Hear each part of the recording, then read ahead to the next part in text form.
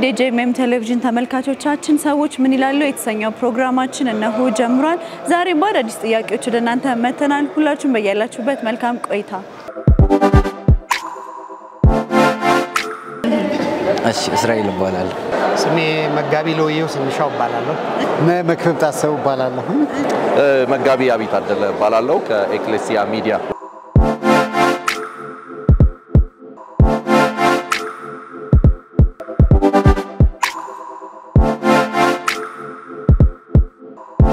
መጽሐፉ እንግዲህ ብዙ ሐሳቦች ተነስተውበታል ከዚህ ከእርቅ ጋር በቀልን ከማስወገድ ጋር እንደዚህ ብዙ አይነት ሐሳቦች ተነስተውበታል እዚህ መድረኩ ላይ ማለት ነው።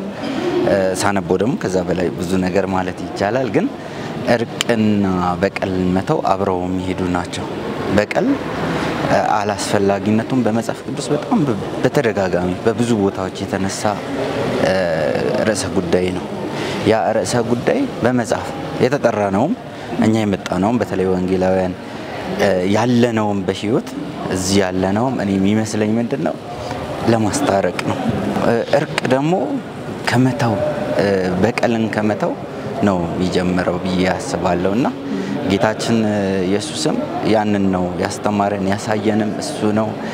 ለሰዎች የምንነግረው እዚህ ሆነን የምንነግረው ታረቁ ነው ከእግዚአብሔር ጋር ታረቁ ነው ልጁ ዋጋ ከፍሏል ነውና ያንን በመጽሐፍ በቀል አላስፈላጊ መሆኑን እንደማያስፈልግ ተነግሮናልና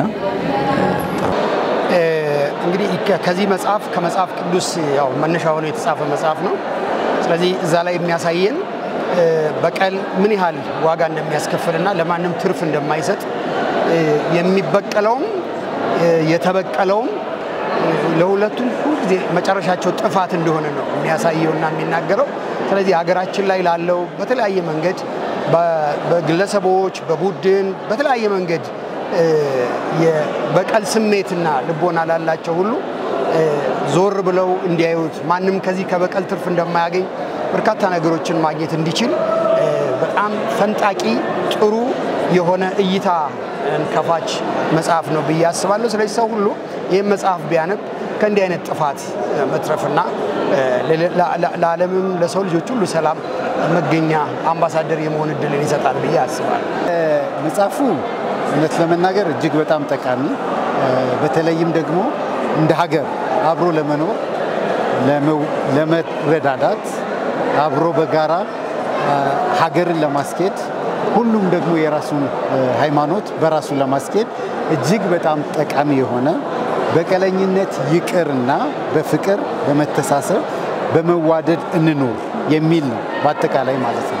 ስለዚህ ለእያንዳንዱ ሰው እጅግ በጣም አስፈላጊ ነው። ሰው ሁሉ ቢያነበው ይህን መጽሐፍ ቢረዳው ከብዙ ነገር ሊድን ይችላል ከብዙ ነገር ሊተርፍ ይችላል። ራስን የሚለውጥ ነው መጽሐፉ ሲነበብ አእምሮ ላይ ነው የሚሰራው መንፈስ ላይ ነው የሚሰራው አጠቃላይ አመለካከታችንን ይቀይራል። በተለይ ለበቀል ያለንን አመለካከት ለቂም ያለንን አመለካከት ሙሉ በሙሉ የሚቀይር መጽሐፍ ነው። ይሄን መጽሐፍ መሰረቱን አድርጎ የተጻፈው በሁለት ወንድማማቾች ነው በይስሐቅ ልጆች በሆኑት ሁለት ወንድማማቾች ነው ኤሳውና ያዕቆብ ናቸው። ሁለቱ ኤሳውና ያዕቆብ ወንድማማቾች ናቸው። ከሆድ ጀምሮ ይገፋፉ ነበር ከተወለዱ በኋላም ይገፋፉ ነበር። መጨረሻ ላይ ግን ኤሳው በቀል ይዞ ቀረ ያዕቆብ ግን መሰደድን ይዞ ቀረ። ከኤሳው የወጡ ነገዶች ኤዶማውያን ሲባሉ ከያዕቆብ የወጡት ነገዶች ደግሞ እስራኤላውያን ናቸው። ኤዶማውያን በቀልን የያዙ እድሜ ልካቸውን እየተበቀሉ የሚኖሩ ሰዎች ናቸው። እስከ አዲሱ ኪዳን መግቢያ ድረስ እግዚአብሔር ተው እያለ እየተናገራቸው እነሱ ግን እስራኤልን ጊዜና ሁኔታን እየጠበቁ እየተበቀሉ ባስቸገሩበት ሁኔታ መጨረሻ ላይ እግዚአብሔር ማስጠንቀቂያ በነብዩ አብድዩ በኩል ቢልክባቸውም ፍቃደኞች ስላልሆኑ ዛሬ በምድር ላይ የሌሉ ዘሮች ሆነው ቀርተዋል። ሙሉ በሙሉ ከምድር ላይ ተወግደዋል።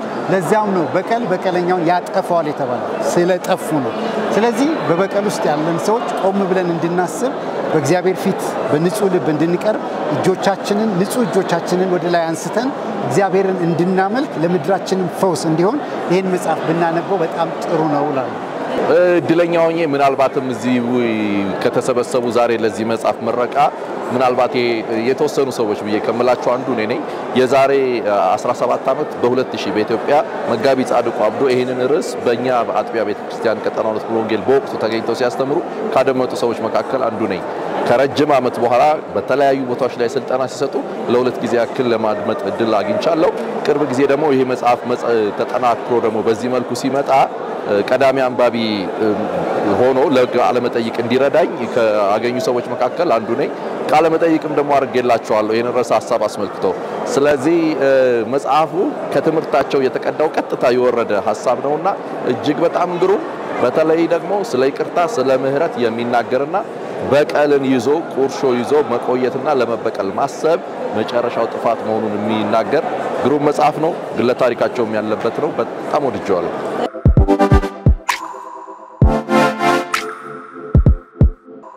እንደ ሀገር እውነት ነው በጣም ብዙ ወደ ኋላ ይጎተተና አንዳንድ ጊዜ ደግሞ ስናስበውላ ተስፋ የሚያስቆርጥ አሁን እኛ ምን ልንሆን ነው? ምክንያቱም እግዚአብሔር የማይወደው ነገር ውስጥ ነው ያለነው። እንደ ሀገር እግዚአብሔር የማይወደው ነገር ነው እየሆነ ያለውና በዚህ ውስጥ ሆነን እንዴት ነው የምንሻገረው? እንዴት ነው ድህነታችን ከኛ ላይ የሚሄደው? እግዚአብሔር ይቅር ሳይለን እኛ እርስ በርሳችን ሳንዋደድ እንዴት ነው የምንሻገረው የሚል ብዙ ጊዜ ይሰማኛል እንደዚህ አይነት ሐሳብና በቀልን መተው እና እርቅ እጅግ በጣም አስፈላጊ ነገሮች ናቸው። በተለይ ደግሞ ለኛ አይነቱ ሀገር ብዙ አይነት የግጭት ምክንያቶች ያሉን ብዙ አይነት ደግሞ ትርክቶች ያሉን የሚያጣሉ በጣም ብዙ ነገሮች ባሉበት እንደው ምንም አልጻፍንም ነው። ከዚህ በላይ መጻፍ አለበት፣ ከዚህ በላይ መባል አለበት። ቅድም እንደነገርኩሽ እዚህ የተጠራነውም እንድናስታርቅ ነውና እነዛን ትርክቶች ሊያጠፋ የሚችል ወይ ደግሞ እነዛን ትርክቶች በቀልን ልንተው የሚያስችለን ምን ሲሆን ነው? እንደዚህ አይነት መጽሐፍት ሲጻፉ ነው። እንደዚህ አይነት መጽሐፍት ብቻ ሳይሆኑ በሄድንበት ሁሉ በቀልን ስለመተው ስለ ፍቅር ነው መስበክ ያለብንና ይሄን ነው እንግዲህ ከመጽሐፉ መልእክት አንጻር ስናየው መጽሐፉ ከጥንቱንም በእግዚአብሔር ቃልም ውስጥ በመጽሐፍ ቅዱስ ውስጥ ሲጻፍ በቀል አስፈላጊ እንዳልሆነ በእግዚአብሔር ዘንድ የተጠላና በጣም ጸያፍ እንደሆነ ከመናገሩም ባሻገር የሰው ልጆች ከእንዲህ አይነቱ እርምጃ ከእንዲህ አይነቱ ስሜት ከእንዲህ አይነቱ ሐሳብ ራሳቸውን ነፃ አድርገው በፍቅር ላይ የተገነባ የሰው ልጆች ያኗኗር ዘይቤን እንዲከተሉ የሚያስተምር መጽሐፍ ነው መጽሐፍ ቅዱስ ላይ ያለ የአብዱ መጽሐፍ። ስለዚህ ይሄም መጽሐፍ የዛ መጽሐፍ ትክክለኛ የሆነ ትንታኔ ሰጭ መጽሐፍ በመሆኑ ይሄም መጽሐፍ ብናነበው እንዴት መኖር እንዳለብን፣ እንዴት ሰላም ማምጣት እንዳለብን፣ ሰዎች በፍቅር እንዴት መኖር እንዳለባቸው፣ በፍቅር ባይኖሩም የሚከሰተውን የሚያመጣውን ጣጣና ችግሮች ሁሉ ፍንትው አድርጎ ማሳየት የሚችል ስለሆነ ሁላችን የሚጻፍ ብናነብና በህይወታችን በተገብረው ጥሩ ነው ብዬ ሐሳብ አለኝ። ከኛ የሚጠበቁ በርካታ ነገሮች አሉ። የመጀመሪያው ስለ በቀል ምንነት በደንብ አድርጎ መጽሐፍ ያስረዳል። ስለዚህ ይሄንን መጽሐፍ ማንበብ፣ ቁጭ ብሎ ማጥናት፣ በእግዚአብሔር ፊት በንስሐ መቅረብ፣ ንስሐ መግባት፣ እንደገና ሌሎችንም ማስተማር፣ ለሌሎችም እንዲደርስ ማድረግ እጅግ በጣም አስፈላጊ ነው። እንደ ቤተክርስቲያን በየቤተክርስቲያን መድረኮቻችን በሶሻል ሚዲያዎች በሙሉ ባገኘናቸው ሚዲያዎች በሙሉ የዚህን መጽሐፍ ትምህርቶች እያስተማርን ህዝባችንን ማንቃት፣ ህዝባችንን መመለስ፣ አሁን እስከ ዛሬ ድረስ የመጣንበትን ጦርነት፣ ግጭት፣ መከራ፣ የእናቶች ለቅሶ፣ የህፃናት መሞት እነዚህን በሙሉ ማስቆም መቻል አለብን። በቀል በምድራችን ላይ መቆም መቻል አለበት። ወደ እግዚአብሔር ቀርበን በቀልን ከምድራችን አስወግደን በፍቅር ወደ ብልጽግና የምንሄድበትን ጊዜ እግዚአብሔር እንዲሰጠን ይሄ ነው ትልቁ የኔ ምኞት። በተለይ ለሃይማኖት መሪዎች መልእክት ባስተላልፍ ደስ ይለኛል። ምክንያቱም ተቀዳሚ ኃላፊነታችን የእምነት መሪዎች ፓስተሮች ሊሆኑ ይችላሉ፣ በእኛ በኩል ያሉ መጋቢዎች፣ በሌሎችም በኩል ቄሶችና ሼሆች ሚንን ያደምጡን ከሆነ መልእክታችን የሃይማኖት ተቋም ከፍተኛ ኃላፊነቱ ሰላም፣ ሰዎችን ማስተራረቅና እዛ ላይ ነው ያስባለሁ። ስለዚህ አገራችን ላለፉት ረጅም ዓመታት በተለይ ይሄ ነገር በጣም በመካከል በህዝቦች መካከል በግለሰቦች መካከል ያለ ጉዳይ ነው ስለዚህ ይሄንን ማብቃት የሚቻለው በይቅርታ ማለፍ ሲቻል ብቻ ነው ስለዚህ ይሄንን ማስተማር ቢችሉ በቀልን ማቆም የምንችልበት ሰላምን መስበክ የምንችልበት ነገር ቢሰሩ የእምነት አባቶች ይሄንን መልእክት አስተላልፋለሁ እያንዳንዱ ሰው ደግሞ ከቂም ከቁርሾ ይልቅ ለሰላም ግንባር ቀደም መሆን ቢችል ይሄ በጣም መልእክቴ ነው በጣም ደስ የሚል ጊዜ ነበር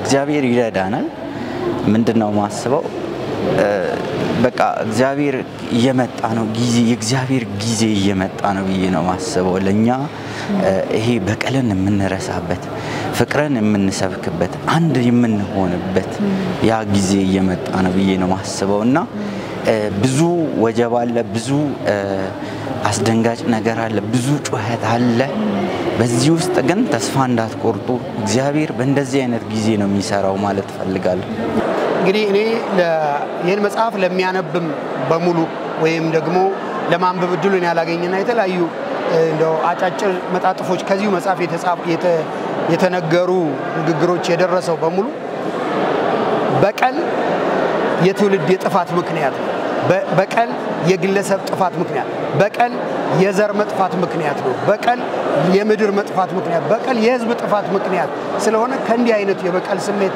ጸድተን ክርስቶስ ኢየሱስ ባስተማረ መንገድና በዛ መንገድ የመስቀሉን ፍቅር እየተካፈል አንዳችን ለአንዳችን እያሰብ መልካም እያደረግ እንድንኖር ለህዝብ ማስተላለፍ ፈልጋለሁ መምከር ፈልጋለሁ ተመልካቾች እኔ አጭር መልእክት ነው ማስተላልፈው ይሄን መጽሐፍ ገዝታችሁ አንብቡት ይሄን መጽሐፍ ገዝታችሁ እዩት ቁጭ ብላችሁ ራሳችሁን መርምሩ ወደ እግዚአብሔር ተመለሱ ውስጣችሁ ያለውን ነገር ያወጣዋል ለዘመናት የተቀመጠውን ነገር ያላሰባችሁትን ነገር ግን ቂም ሆኖ የተቀመጠውን ነገር በአእምሮአችሁ ውስጥ ጊዜን የሚጠብቀውን ነገር በሙሉ ያጸዳዋል ስለዚህ ከመንፈስ ቅዱስ እርዳታ ጋር ይሄን መጽሐፍ አንብባችሁ ራሳችሁን እንድትለውጡ በአክብሮት ተጠይቃለሁ እኔ ለተመልካቾች በተለይ መናገር የምፈልገው ነገር ይሄን በቀለኛውን ያጠፋል የሚለውን መጽሐፍ አንደኛ አግኝቶ ቢያነቡ ሁለተኛ ለተግባራዊ ህይወት ቢጠቀሙበት አደራ አላለውና ተመልካቾች ይሄንን የምትመለከቱ ሁሉ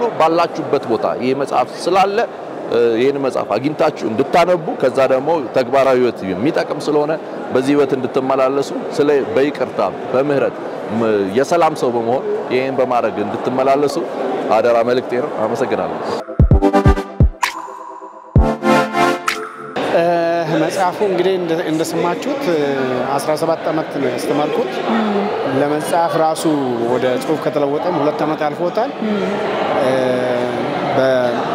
አሁን ውጤቱን ሳይው በጣም ነው ደስ ያለኝ ዛሬ ከዚህ በፊት ያነበቡ ማስታቲስቲክስ ሰዎች አሉ ዛሬ ደግሞ ብዙ ሰው ያው ዜና በመርግጥ ነበር ተገኝቷል ሰው በጉጉትና በደስታ ነው የተቀበለው በጣም ደስ ብሎኛል ይሄ እንግዲህ ለሀገር የሚሆን ነው ለትውልድ የሚሆን ነው ስለዚህ እኔም ካለፍኩባቸው ብዙ ችግሮች ብዙ መከራዎች መጎዳት ምን እንደሆነ መጠላት ምን እንደሆነ አውቃለሁ እኔ ራሴ በእነዛ ሁሉ ውስጥ እግዚአብሔር ይቅር ማለትን ለኔ ማስተምሮኛል ከዛ እንደገና ከመጽሐፍ ቅዱስም ከስነ መለኮት አንፃር በተለይ የደማውያን ኃጢያት ምን ያህል አደጋ እንዳለው ያው ሲነገር ሰምተሻል ከዛ የሆነውን ነው እንግዲህ እግዚአብሔር ረድቶኝ ወደ ጽሁፍ የለወጥኩት በእውነቱ ዘራ በጣም ደስ ብሎኛል መጽሐፉ ዋና ርዕስ በቀለኛውን ያጠፋዋል የሚለው ከበቀል እንድንመለስ ለማሳሰብ ነው ዋናው ነገር ይቅርታና ምህረት ስለሆነ እንደ ግለሰብ እንደ ቤተሰብ እንደ ማህበረሰብ እንደ ቤተክርስቲያን እንደ ሀገር ሁላችንም ወደ ቂም ወደ በቀል ወደ ምሬት ወደ ቁጣ ከሚመሩ ነገሮች ተመልሰን ይቅርታ ምህረትንና ፍቅርን መከባበርን እንድንላበስ ነው ማስተላለፍ መጽሐፉ እንግዲህ ወደፊትም አሁን ሙሉ ወንጌል በከፍተኛ ደረጃ ለማስመረቅ ቀጠና 2 ላይ እየተነጋገሩ ነው ወደ አዳማም ይሄዳል ወደ አዋሳም የሚሄድበት ጊዜ አለ ሆሳዕናም ይሄዳል መጽሐፉ እስኪያልቅም ሊጨመርም ይችላል እንግዲህ ሰው እየወሰደው ስለሆነ ስለዚህ በእነዚህ ቦታዎች ዛሬ ያላገኙት በእነዛ ቦታዎች አግኝተው ገዝተው ሊጠቀሙ ይችላል